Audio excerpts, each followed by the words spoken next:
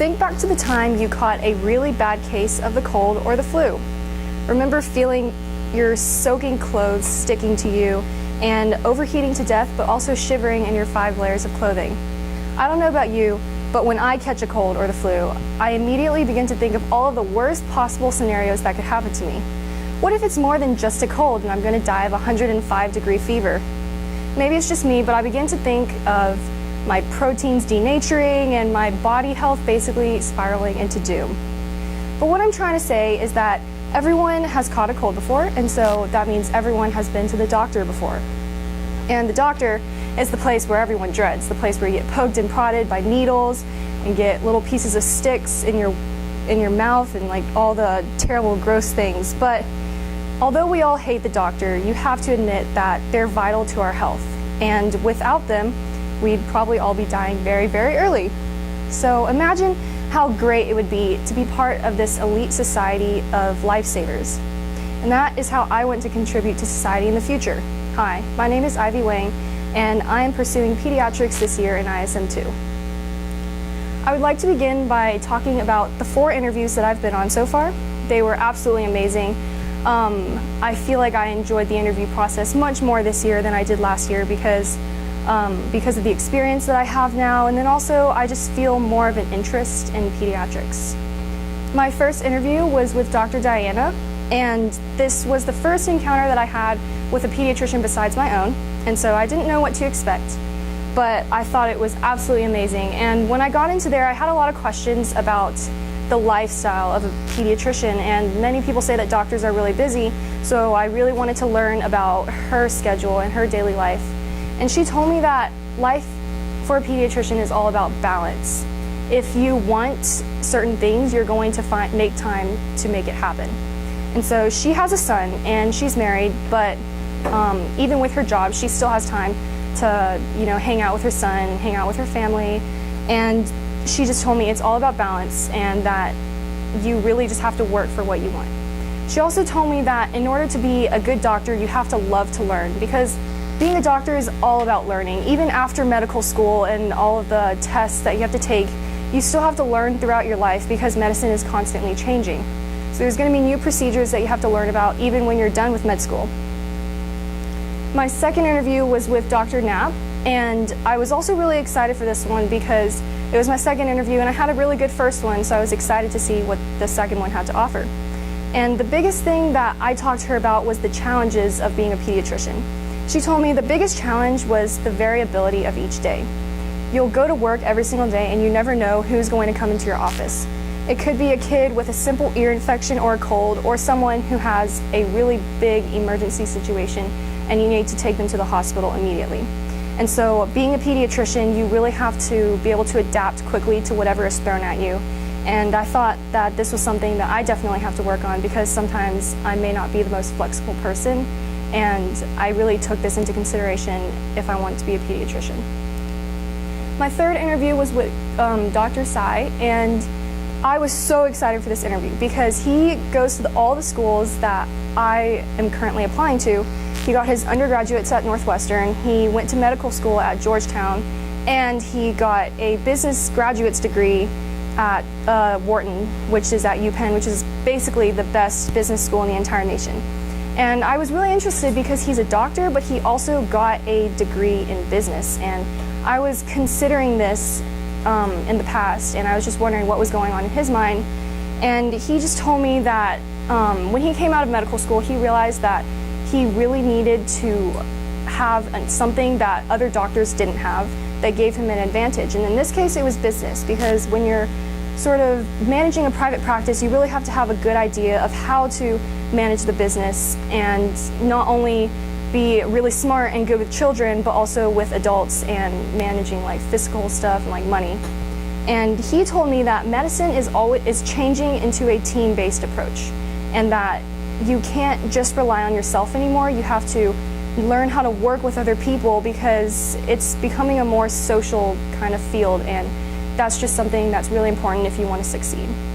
And also at this interview, I also got to talk with their private practice manager, which is interesting because I got the medical side of things from Dr. Tsai and then the business side of their private practice from their practice manager, and so I got to see the two different sides of one cohesive unit.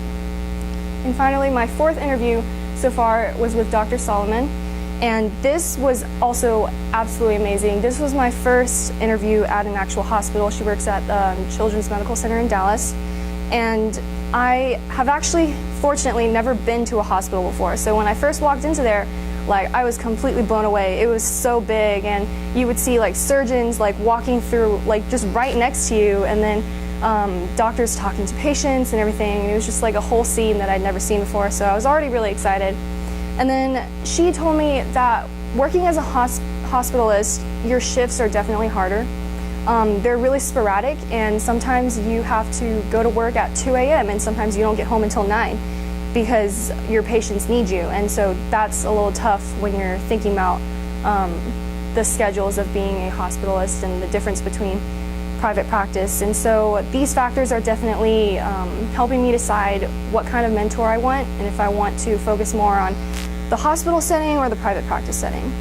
And I also talked to her about dealing with really sick kids, and a lot of sick kids go to the hospital, and so that's definitely something that's really sort of depressing. But she told me that there's really no other way to deal with it besides go into doctor mode when you see them, because if you don't, then they need someone who's like a firm foundation, and if you're not that firm foundation, then they have no chance. They don't know what to do. They have no one to rely on.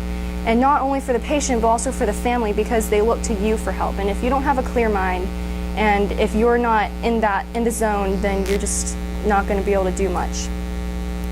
And so for my articles, I chose to focus on really large articles, but I split them between my assessments.